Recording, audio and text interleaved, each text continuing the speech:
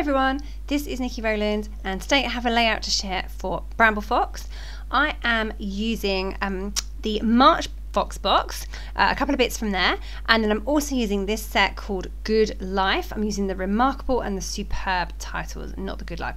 So as you can see, I've had a little play around with things before I've actually turned my camera on. I've cut some stars out. I'm using the Great Escape collection by Coco from the studio for this one.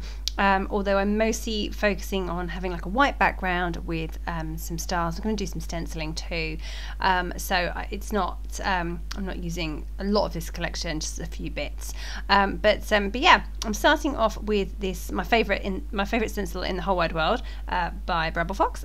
It's the starburst or sunburst, I think it's called, or sun rays stencil. I only have the half size one. There is a giant one too, which I think is pretty cool, but I don't own that one. So so I'm just putting some stenciling on the middle of my page on the background. I'm using a distress oxide and putting it on with a applicator tool. So just doing that, and then that gives me a base for my layout. So I have this beautiful photo of my complicated boy who is 10. He's called Max, and that's a professional photo that we had done recently, so back in November time, and it was quite a struggle to get that photo, but it's a very, very beautiful photo, so it definitely deserves its own layout. It's also up in the kitchen. So you can see that I've finished my stenciling and I have just splattered with some black paint.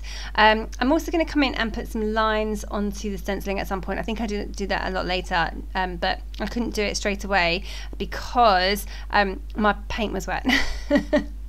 So anyway, so I'm just actually going to put a couple of little notches out of the sides of two sides of my layout. I've got this green paper with the trees on it from the Great Escape collection, and I just wanted to have a little bit of something on the sides. I generally like my layouts to have borders, but on this occasion I've gone for a white background without a border. I felt that I had to have something on the edge, so that's how I've done that. I've distressed the edges all the way around, and I've taken just a small strip of paper in that deep green, which is a really beautiful colour, and popped that in the two sides there, in those two little notches, which I've just cut out and distressed a bit further. So I'm just attaching those on the back with some tape.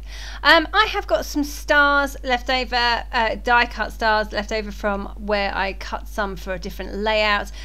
So I'm just I've just picked those, literally picked that big one up there, and just started, I didn't go and cut it specifically for this layout. I just happened to have it already cut, and it looked quite nice. It worked quite well, so I thought I would use it. I felt that it needed a border around it because it is a multicoloured print, the stripes, and sometimes they look better against the background if they have a border.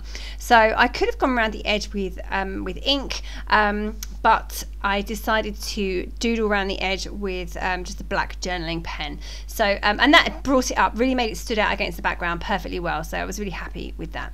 So I've got that in my background that kind of houses my photo, and then you can see that the rest of the layout was just super quick to put together. I'm just literally putting the photo on and then putting stars all the way around. The starburst helps me with a base and where to put things. Obviously I cluster close towards the photo, and then everything else kind of sprays out from there.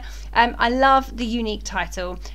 My boy is certainly a unique character, so it's good to have YOUnique on a page next to him.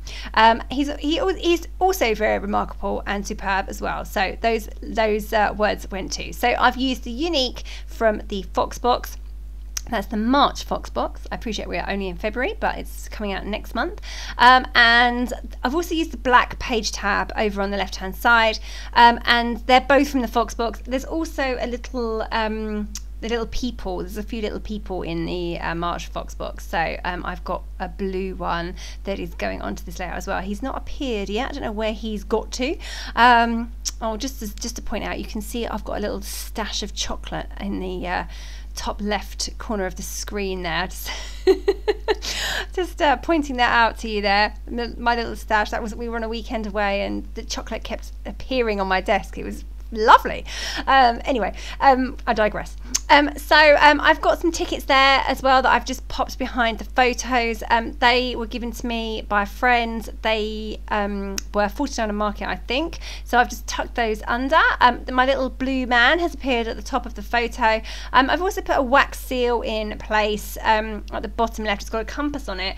The fabulous Kiri made that for me. She made me a few, or she made a few for all the team, and I've been incorporating them into my layouts, so I've really loved using them, so I might have to get myself some of those. So she made that, so I've incorporated that into the layout. The colour matched the perspectives really quite well, you can see that I've skipped forwards a little bit and everything is now stuck in place. I'm just adding a few little stars and a few sequins. I made my own sequin mix to match this collection. I've just out of older, like last little bits of sequin mixes that I've already got in my stash, so I've just been mixing them together and creating my own to work with certain collections, and this one goes really well with this Great Escape collection. So yeah, just getting all of those stuck in place now, I think I'm going to come back in with I'm going to do my lines now. I'm going to do my lines. I knew I did them later because I had black paint that was wet and I couldn't put my ruler over the top, so I've actually then forgotten all about it and left it a bit late to add them at this late stage. But just adding those lines to the stenciling really gives it definition and really lifts it off the page. It actually makes it just so much better than just inked. So I generally always do this with whenever I use this stencil. I usually add this definition as well. It just really helps.